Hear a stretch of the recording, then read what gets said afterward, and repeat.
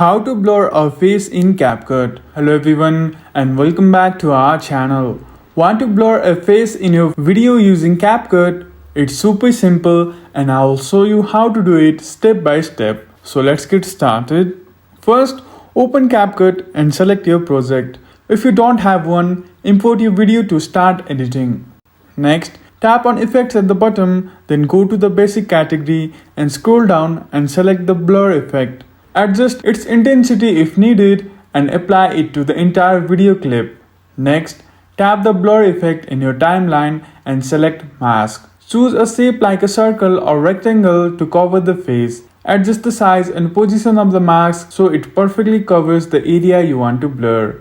If the face is moving, you will need to manually adjust the mask frame by frame. Simply move the mask along with the face to keep it covered throughout the video.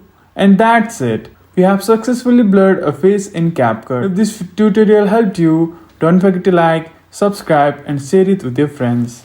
Thank you for watching and we will see you again in the next video.